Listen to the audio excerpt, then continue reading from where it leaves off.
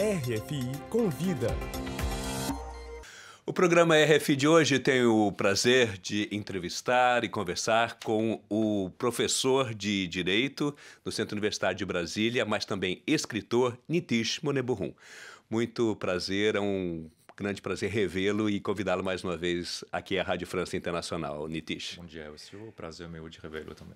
Nitish, como eu disse, você é professor de Direito, né? Teve uma atividade acadêmica no Brasil, mas também aqui na França, mas também se enveredou pela literatura e veio aqui hoje falar de um dos seus livros, o último deles, que tem o título de Kaya é mort, Kaya está morto, ou Kaya morreu, em uma tradução livre, e é um livro que conta um dos episódios marcantes no seu país natal, que é as Ilhas Maurício, um país lá do Oceano Índico, que diz respeito a um personagem muito importante, que é o Kaya. Então, eu gostaria de começar, primeiramente, Nitish, que você comentasse quem é e quem foi Kaya para a sociedade mauriciana.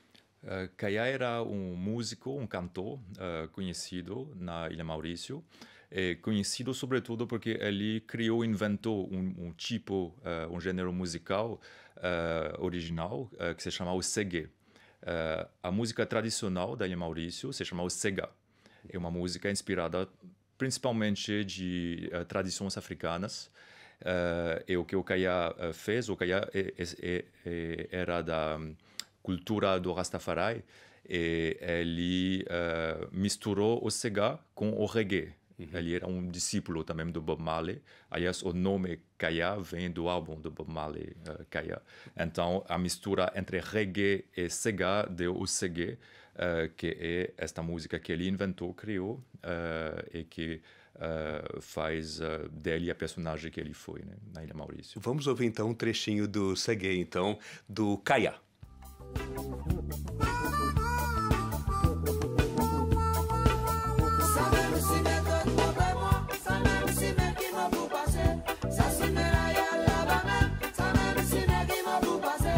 Então, Kaya, então, né, como ouvimos, então, tem essa influência do reggae e tudo, mas o livro faz referência a uma tragédia que aconteceu, porque o Kaya foi morto em circunstâncias não esclarecidas, era um cantor muito popular, e esse livro é contado por um adolescente, que você revisita, na verdade, uma experiência que você mesmo viveu, né, Nitish? Por que esse resgate desse momento que se tornou histórico e teve repercussões muito importantes para o seu país, a Ilha Maurício, Nitish?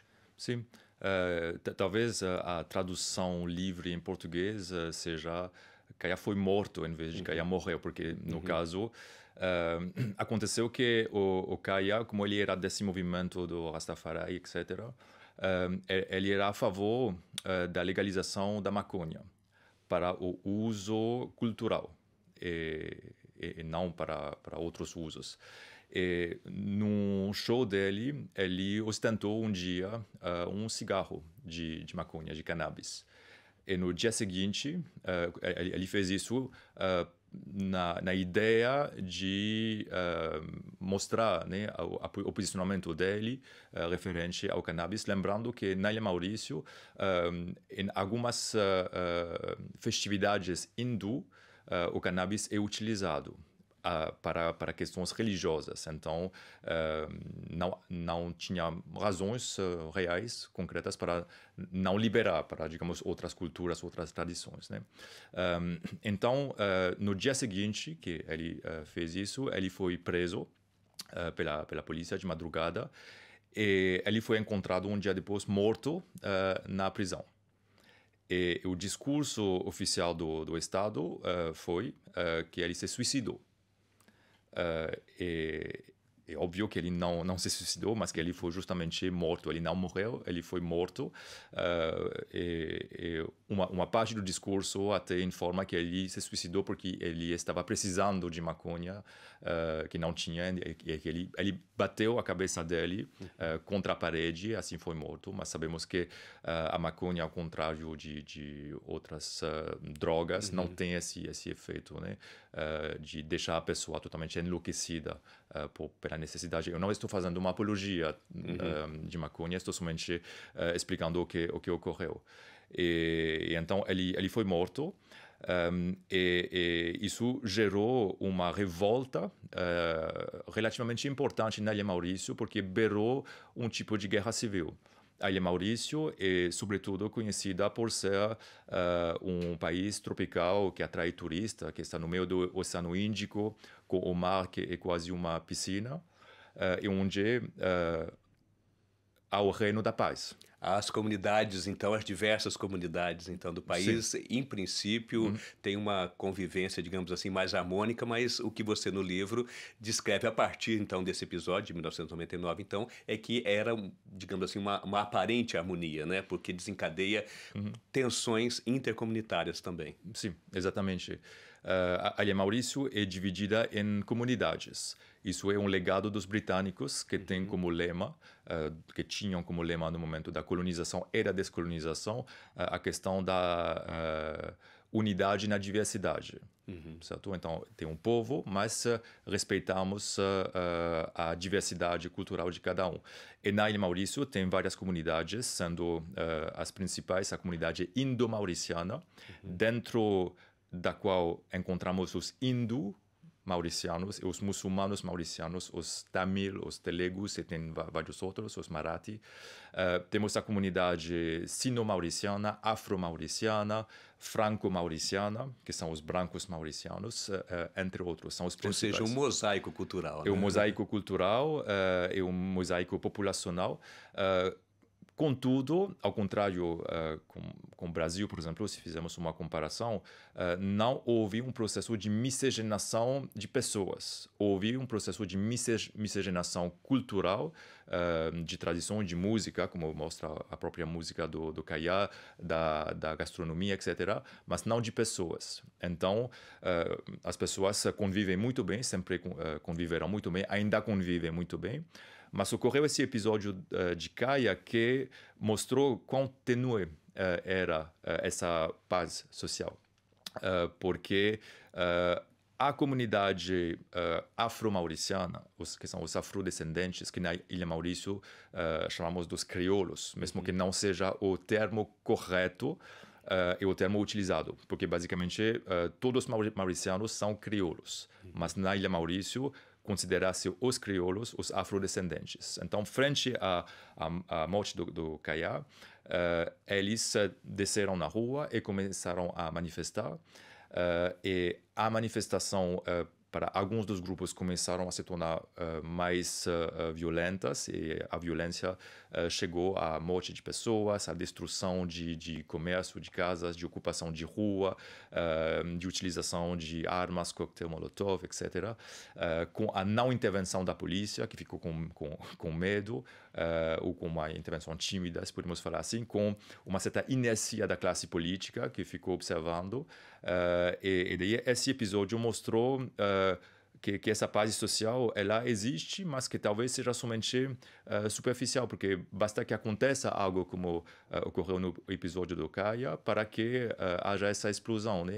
E parece um vulcão adormecido, mas não morto, então ele pode acordar a qualquer momento. Então isso foi um momento de uma quase guerra civil que parou o país durante uma boa semana, 10 dias.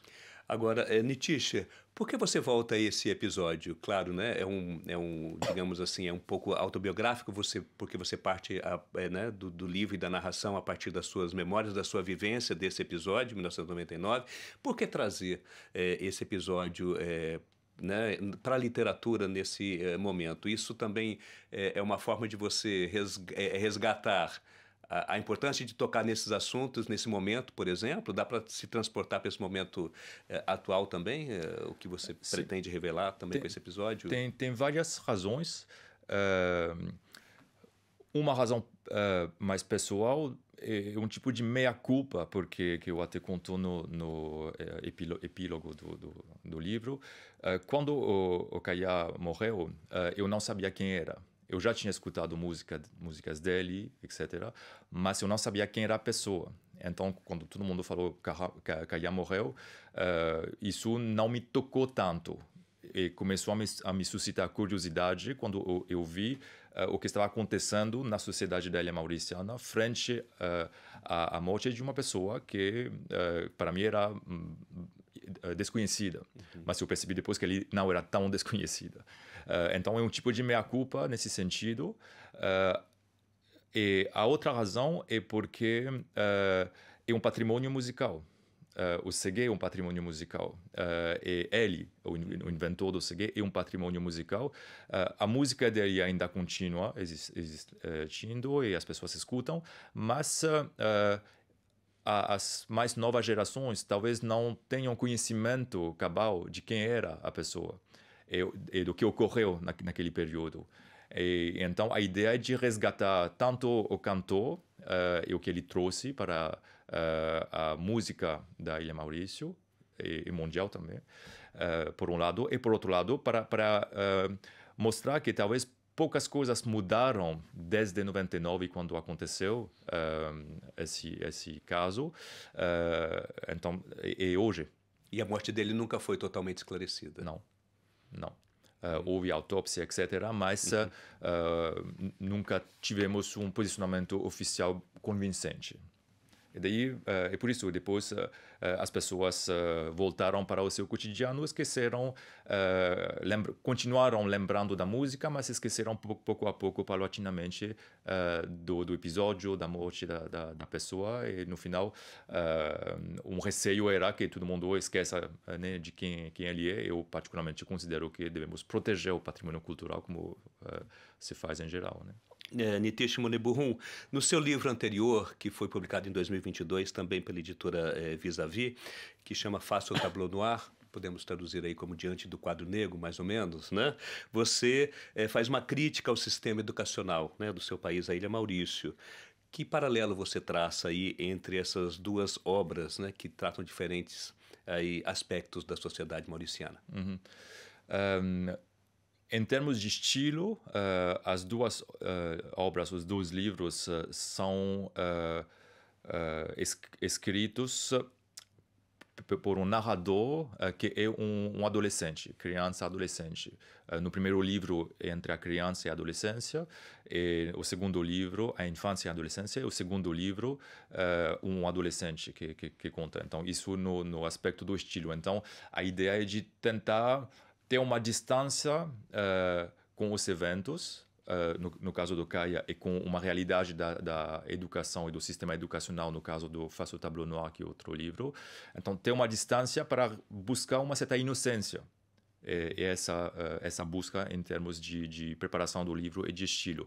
No livro Face au Tableau Noir, há um capítulo sobre Kaya, mas ele é menor, é um capítulo de algumas páginas, porque o outro livro trata do sistema educativo da Ilha Maurício, que, na minha perspectiva, a experiência era bastante competitivo e opressivo.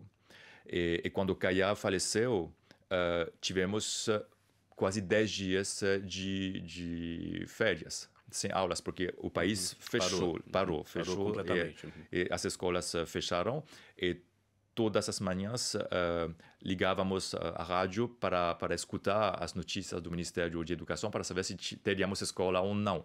E o não era um alívio.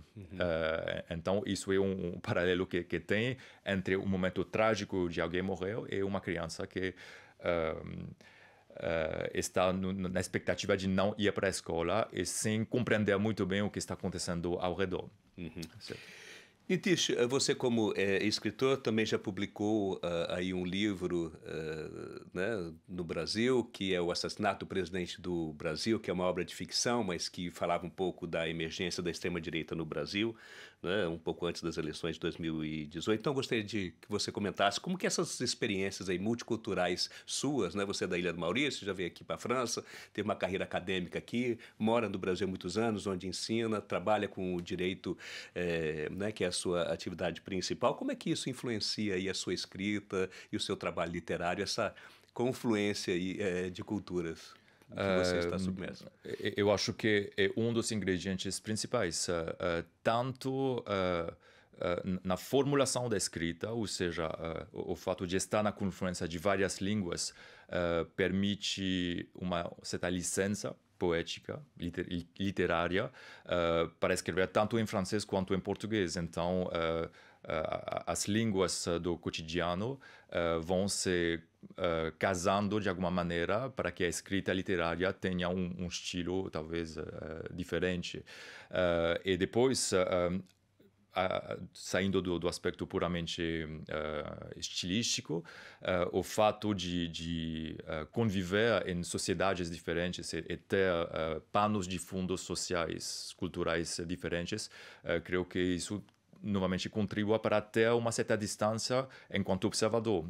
Um autor, um escritor, ele tem que ser um observador da realidade. Ele tem que ser como uma esponja, né, que vai absorvendo tudo e depois tentando retraçar de maneira bonita, se possível, dentro de um livro. Então, essa circulação intercultural é propícia para se tornar uma esponja. Ok. Muito obrigado, então, pela entrevista, Nitish Muneburrum, escritor, professor de Direito, pela entrevista e pela participação aqui no RF Convida, e sucesso para você e toda a sua obra. E a última, Kaya é mort, Kaya está morto. Muito obrigado pela entrevista, Muito Nitish. obrigado, Elcio.